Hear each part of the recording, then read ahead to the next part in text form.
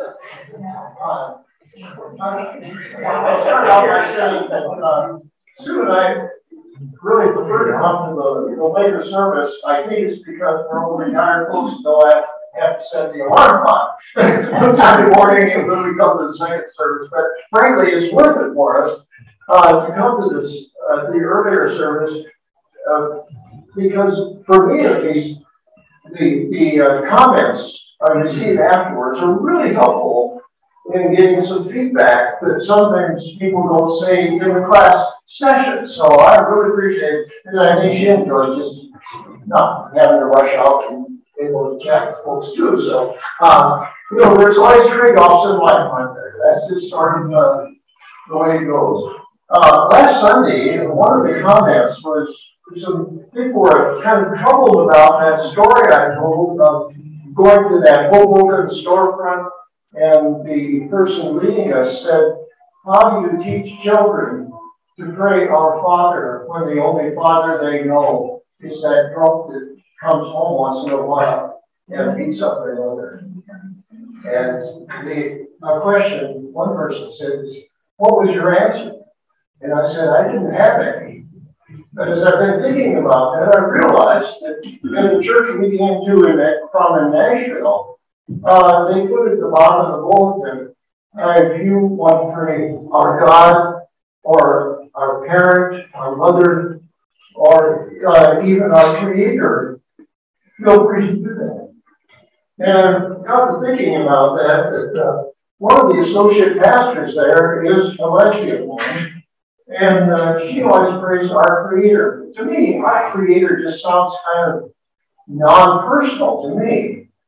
But then I got to realize, here I am, indeed heterosexual, born that way, and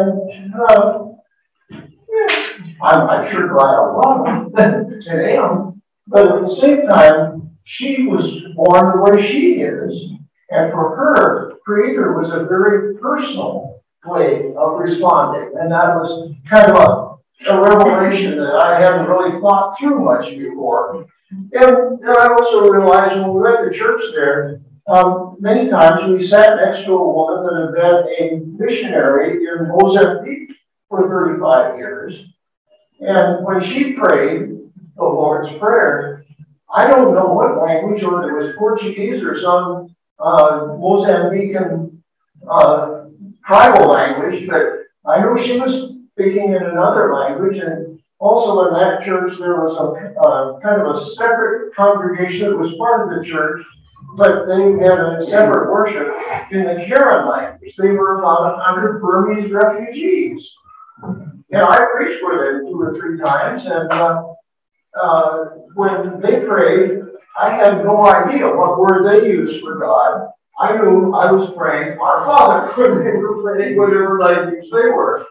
And also I got to thinking about when we go to Malawi, and there was the prayers I heard praying to Mulungu.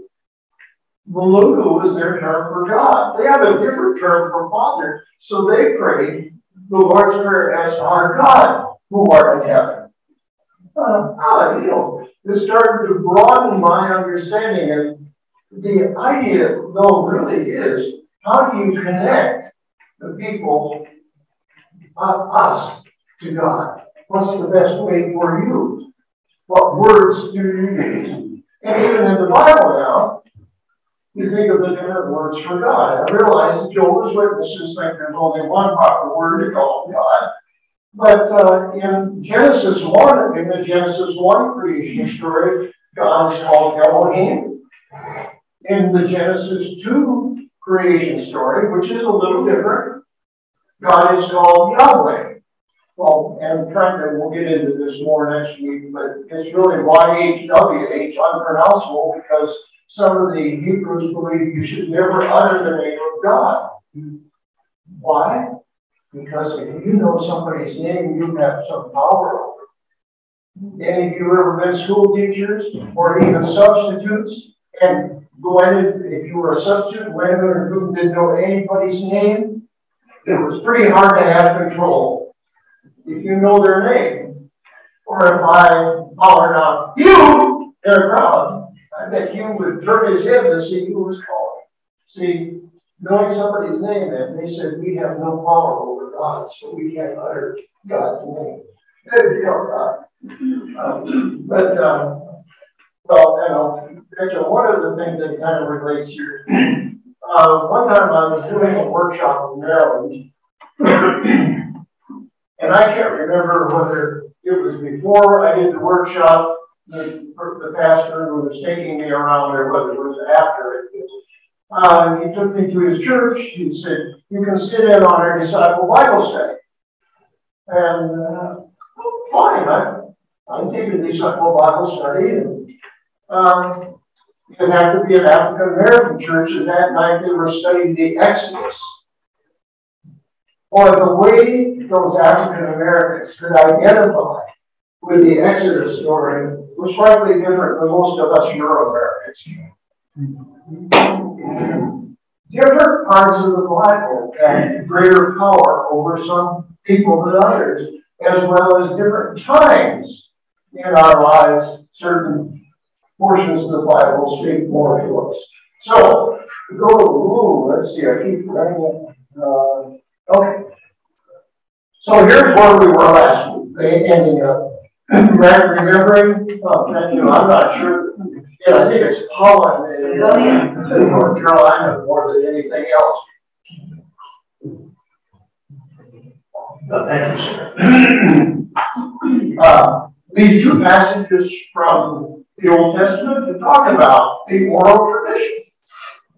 The first one is about the parents, talking to the parents or other elders about, just tell us the story. Or the second one there is more about gathering the watering places or the marketplaces or wherever. In other words, back in those earliest days, you didn't say, well, if you want to know, just look it up on Google. You had to find some other way of passing on the story. And probably, well, there were people that were literate, could read and write. Most people were not. How do you tell the stories? Why do you have stained glass windows with pictures in them? To tell the stories in other ways than just verbal, by reading them. So, here's kind of a real, a real overly sweep. It's actually too broad, but just to give you, first of all, way back in the olden times, the stories were told around the campfires, in the marketplaces, at the water holes. The next one really should say about 1,000 to 150 before Christ.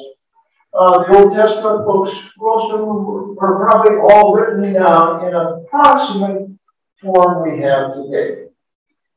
Then, about 200 years after Jesus, the rabbis translated the Old Testament from Hebrew to Greek. And that translation was about 46 manuscripts, and they called it the Septuagint. And we'll get into that more next week. And then the Christians, for their first 100 years, the only Bible they had was what we call the Old Testament. And so you think about that Matthew actually quoted the Old Testament a lot. So, and in fact, Matthew, some scholars notice, is really in 5 sections. The Pentateuch has 5 books. They think there's a real intention about that. So, I have a quote here from James Carroll, a Roman Catholic theologian that I have a lot of respect for, but I kind of disagree with a little bit of what he's saying here. Put it down. I think that the Old Testament began with the oral tradition. It was assembled or kind of collated during the time of the exile, much of it, but some of it was written after the exile. So, yeah, it kind of had its start there. One scholar said that the Bible was put together in a refugee camp up in Babylon. Yeah, that kind of, that makes sense. So, I didn't sing the Lord's song in a new land. They had to find some new ways of doing it. And before the exile, though, the story was passed on primarily with rituals. Rituals. Think of the Jewish traditions. What really stands out? The Passover meal, the Seder meal, the Shavuot, the Festival of the Weeks, where they receive the law from God. By the way, it looks a little funny there because I created this on Apple, and we had to transfer it to PC. And sometimes in translation, things get lost. That's kind of my whole story of these weeks, isn't it? And then Sukkot, the Festival of Booths. And one time, in the last church that I served in Indiana, we drove down to Evansville one night to attend a Jewish service, and it was Sukkot. And after the service in the synagogue, we all went out to the back where they had little booths set up to celebrate Sukkot. I thought that was really kind of a neat experience. Yeah, Mark? Just really quickly, I was teaching a class one time, and sort of learning with the kids. We had been asked to teach a section on religions in the world, and I was teaching something about the Jewish religion. So I said, okay, we're going to watch this short video and learn together, and then we'll go back and study some about it. They talk about the Festival of the Booths. I'm in a high school class. You know what they heard? And I said, I have no idea what it really is, but I can tell you it's not the Festival of Booze. I'll tell you all about it tomorrow.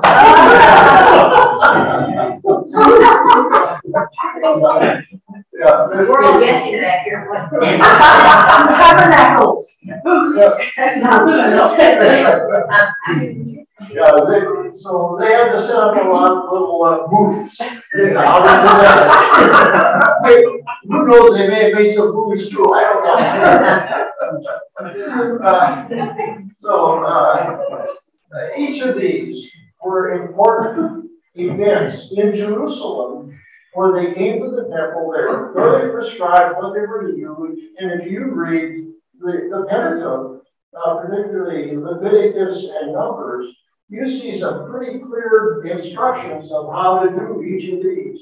What was to be sacrificed, and well, sometimes there's a little variations in the Numbers and Leviticus about particulars, but who knows? You know, Christian churches who follow the same ritual, they aren't all exactly the same from one place to another either. So we don't worry about that.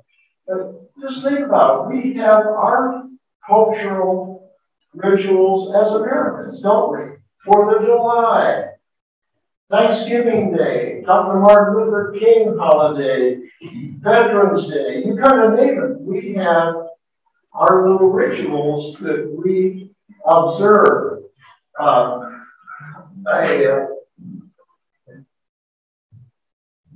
Some of the rituals are kind of crazy in a way that develop in little groups. When I was at the General Board of Discipleship, in 2 weeks before Christmas, I hadn't brought in some of the cranberry bread I make each year. I heard about it from my staff. And any of you who have had children, my guess is if you stop doing something that you had always done, they told you about it. Family rituals, yes, they're important in our lives. We'll see. What really happened then, of course, was that they couldn't anymore go to Jerusalem.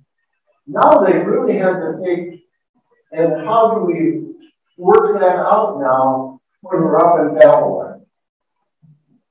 So, in a way, writing those things down, collecting those stories was really very important to their faith. Then they had to adapt them.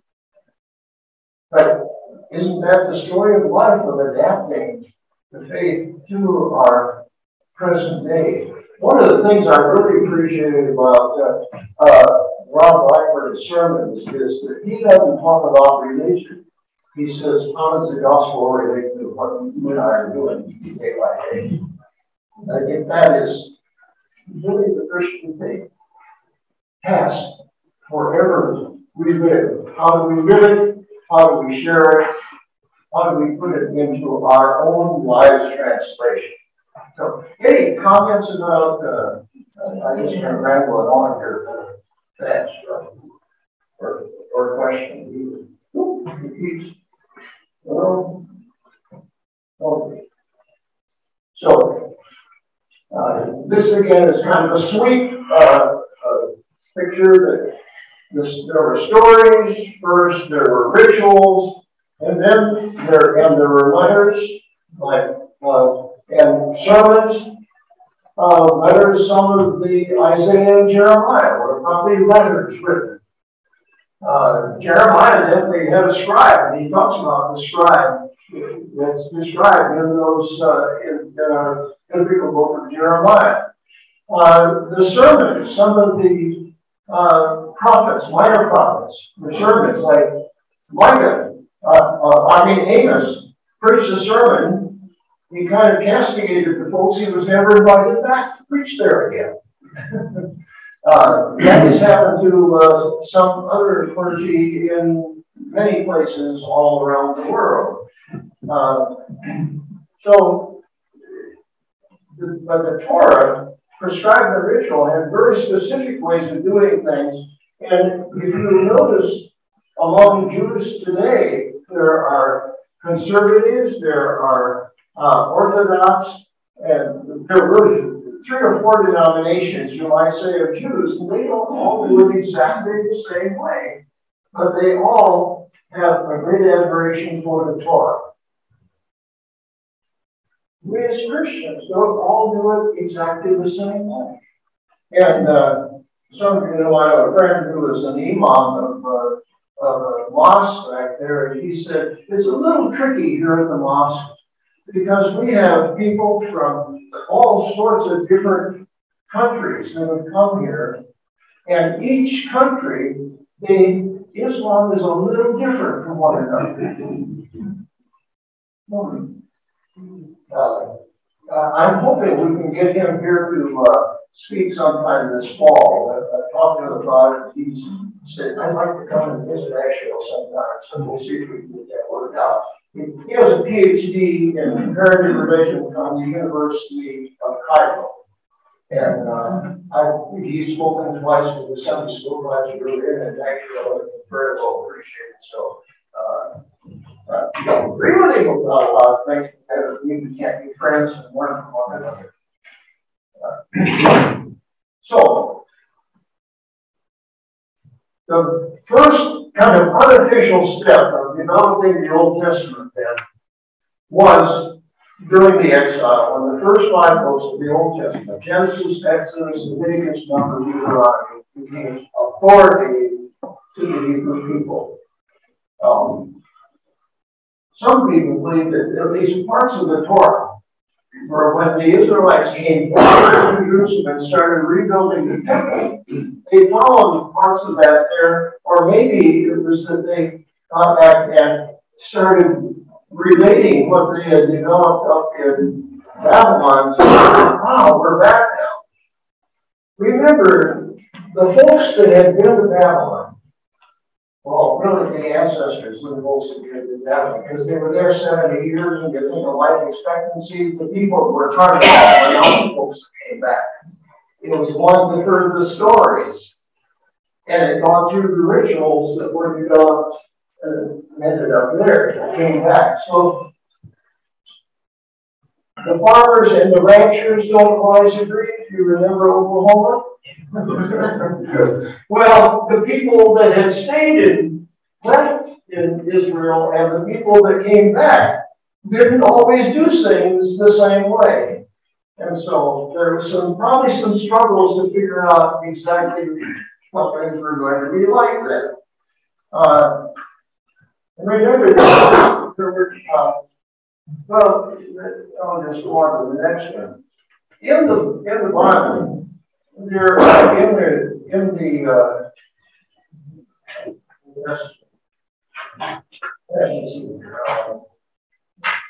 there are 3 kinds of writings. The law, the Torah. In other words, what was in Matthew, Genesis, Exodus, Leviticus, Numbers, Deuteronomy, Mark. Then there were the prophets, the Nevi'im, and then there were the writings. Virtually other things like Song of Solomon, Daniel, those sort of things. I brought along my Hebrew Bible, which I bought for $1 in a Jersey City used bookstore back when I was taking a year of Hebrew in seminary. I lucked out because I knew I needed the Bible and they were kind of expensive and I didn't have any money. And I went down to this used bookstore and I found this. And I went up to the guy and I said, I don't see a price in this. And he said, I don't know what it is. Take it for $1. Oh, no, because I want to ask you something. Where will I find Genesis in here? In the beginning? In the back of the world. Yes. Well, we would call it back. Because the Hebrew language is written from right to left, not from left to right. No, I'm sure you can all read this. You're Scott. No, actually, I can't read a word. That was 60 plus years ago that I took a class 1 year in Hebrew, and I'll depend on the scholars who are real students of Hebrew there, and I have depended through the years rather than trying to read it myself. As somebody said, I can speak any language of Greek and say, well, say something in Hebrew, it's all Greek to me. So, if you are around the Jewish people, they will talk about the Tanakh. The Tanakh. Let's see, do I have? No, okay. The Tanakh was really it was the Bible for the early Christians, but Tanakh, see, Torah, Nevi'im, Ketuvim, or something, I don't know how to pronounce it, but they used the first letters of those to come up with Tanakh. So often, what we would call the Old Testament, they'll call it Tanakh. And the Jewish scriptures, though, are in a different order. The last book in this, Chronicles, not Malachi, like we're used to. So they got Malachi in here, but it's somewhere in the middle, and it's quite a different set of orders. So that's kind of an interesting. Now, Second Chronicles is what I would open to if I open to what I think is the front of the book. Because the history is where they ended up putting the Bible, opposed to the Old Testament. So, now, why did they need to decide what books were going to be in the Bible? Well, remember, there were a bunch of different sects of Judaism. There were the Pharisees and the Sadducees and etc., the Zealots. Well, then another sect came along who were called followers of the way. We call them Christians. They had some other things that they thought ought to be in the canon. Well, what do we see a canon is? So it's setting some boundaries. So, in a way, setting the Jewish canon, deciding what was in the Tanakh and nothing more, was a defensive mechanism against this crazy sect called Christian or followers of the way that was developing there. The decisions about what books would go in and out were not without a lot of controversy. Should Ecclesiastes be in the canon? It's pretty negative. Vanity of vanity, all is vanities. That was debated. Should Song of Solomon be in the canon? It's sort of why. One of my professors said that he got his degree at Yale, at Trinity School there, And he said the night before exams, when everybody was staying up cramming, he said he heard this guy coming down the hall about midnight. Look at what I just found in the Bible. He come across Song of Solomon. And I don't know whether this is enticing any of you to go back and read Song of Solomon. Should Ezekiel be in the canon?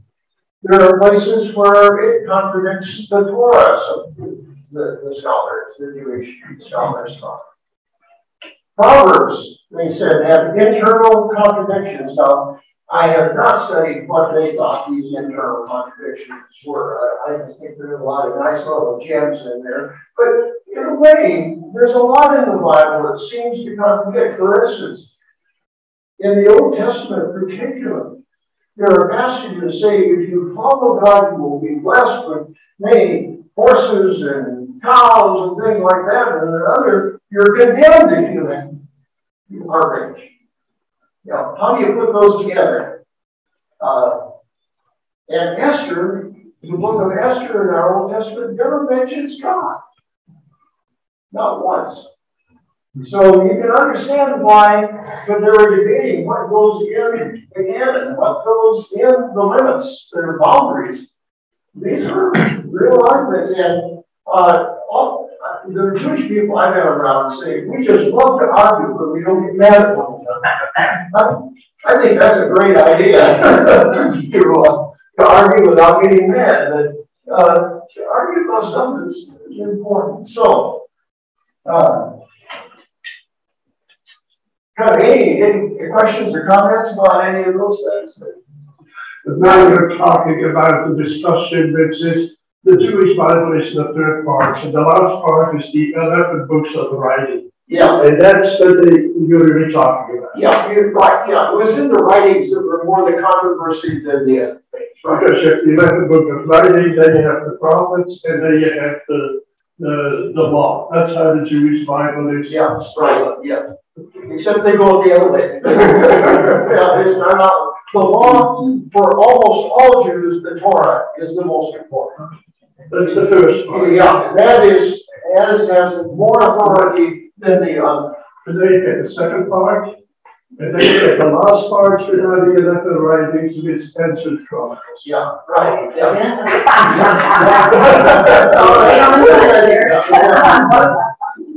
Okay. So I think it's important to remember that for the earliest Christians were Jews, saw themselves as that. The only Christian Bible that the followers of the way had for about the first 100 years was what we call the Old Testament.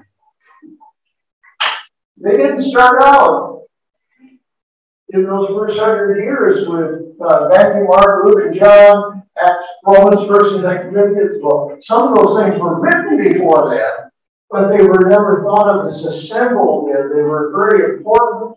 Many of those were important books to those early followers of the way. One more question. Well, you have also the book of Enoch, and you have the Assumption of Moses. Was that ever discussed? Because when you go to the book of Jude, they refer to Enoch and the Assumption of Moses. You're talking about the Apocrypha. Yeah. The Apocryphal books, Which because that was known during the time of Christ, because Jewish quotes out of that. right? And our Orthodox and Catholic friends believe that the Apocrypha should be in the Bible. So, and I think Maccabees, for instance, is an excellent book that is in here. That's probably my favorite of the Apocrypha. But that was not without controversy. We'll really get a little more to that next week, I think. So, and I've already mentioned about Matthew referring so much to the Old Testament. Remember, the four Gospels were probably written to four different audiences. And Matthew, the gospel was written primarily to a Jewish audience.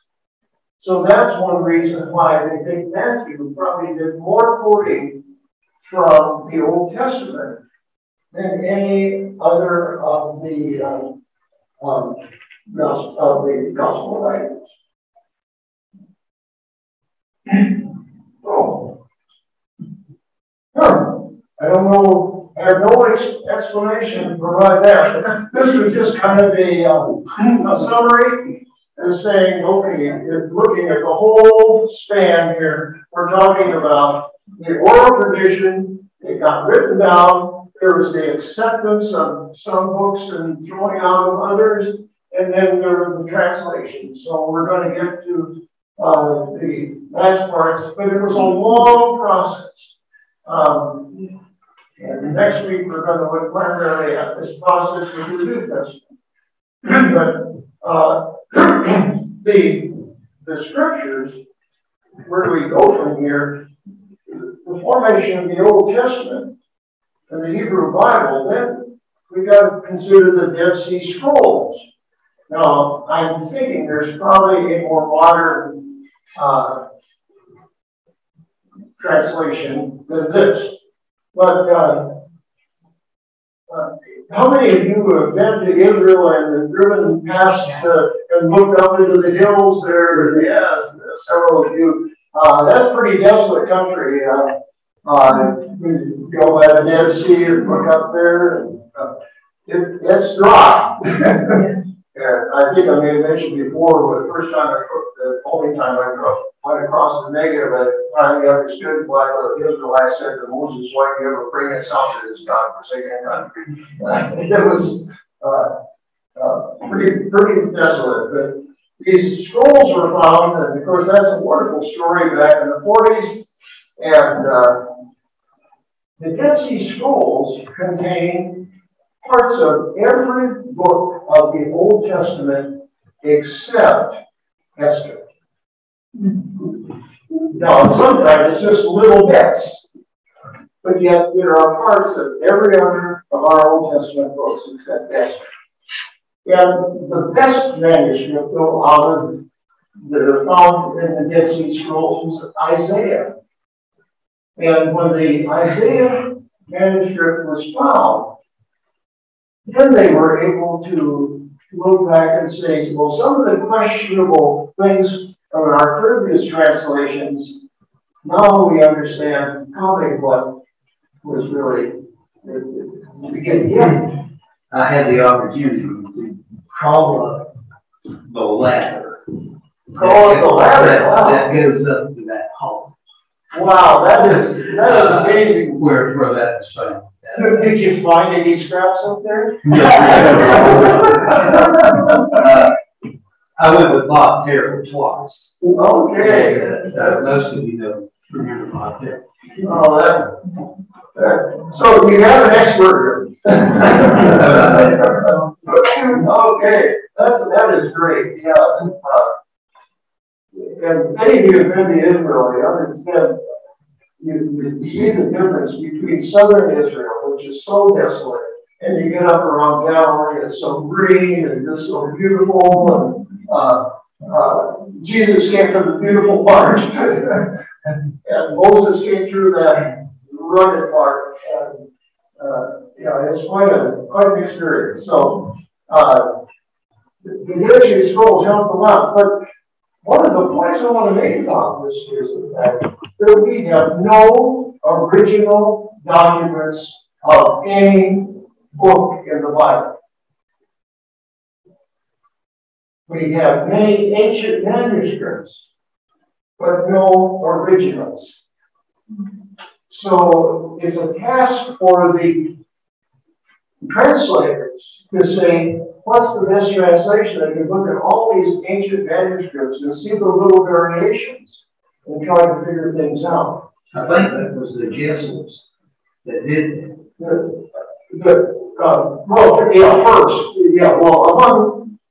was probably the first ones were actually the Jewish people way back in the early days. But even today, there's all sorts of scholars from all sorts of Christian denominations, from the Orthodox to the the Catholic to the many Protestant things. Many of them have scholars that are doing some great research on that. And we'll get into next week for the fact that there were some more discoveries made in later years that have shed a little more light on what some of the fussing was about when the Bible was written because of the Gnostic heresy. But I'll save that for next week. Let's see. So the Apocrypha, though, that John mentioned, Apocrypha literally means hidden or esoteric or questionable authority. So it's really Apocrypha for Protestant Christians. It's not Apocrypha for our Catholic and Orthodox brothers and sisters. And they are considered canonical, though, by both the Roman Catholic and the Orthodox. And they were probably written in that period 200 years before Christ to some of the latest, maybe 50 years after Christ was born. So, in the common era. So, that's just kind of a big sweep. So, the book of Enoch, I think that was the oldest one, right? That is written way before. You may be right, Don. I'm not enough of a scholar on the Apocrypha to know the answer to that. But I'll take your word for it. You probably know that. As a matter of fact, the book of Enoch, Enoch, he did not die. Right. He ended up to heaven, and in the book of Enoch, you really get the full description of what we find in Genesis 6. It even talks about the angels, gives the name of the angels coming down. Yeah, that's where a lot of the names of angels came from.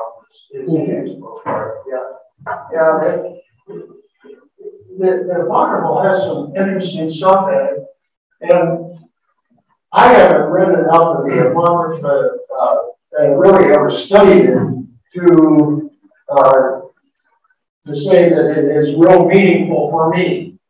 But I have a hard time dealing with the passages that I deal with in the New Testament and the Old Testament. And think of relate. I want to go back just in a moment to the issue of the Psalms. Many of the Psalms were part of the rituals of going to the temple. And so, just as we have hymns that are very important to some of our rituals, what are we saying at Easter? Christ the Lord is risen today. That's very similar to the Psalms when the psalmists would have certain songs that as they would go up to the temple for these great celebrations. In Christmas, I could herald angels saying, "Oh, come on, ye faithful, silent night, holy night." We have those that help describe the events. But I'll have to admit, at least for me, sometimes the music touches my heart as the words do in hymns. I have, over the years, sometimes, when I went to seminary, the first Easter I was in New Jersey, went to a church, I can't remember, I think it was in Montclair. Had never been in that church before. That first year I was in New Jersey, I went to 17 different churches. Worship, that was quite an experience. But on Easter Sunday, there in Montclair Methodist Church, they had trumpets and a full choir. But I'd grown up in a little town where it was mostly Lutheran, and so our Methodist church, if we had 8 people in the choir, that was doing it. And when the trumpet sounded for Christ the Lord is risen today, and the organ hit that, tears started coming down my cheeks. I loved to sing in the pews, but I could not. I had a lump in my throat and couldn't sing. There was just the music just was so powerful. I try to think about that in relationship to the song the Hebrew people as they would go to the temple. And perhaps many of them singing the songs.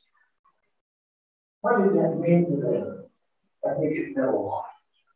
Well, and I hope that we can find in our faith that which touches our hearts and means a lot to us.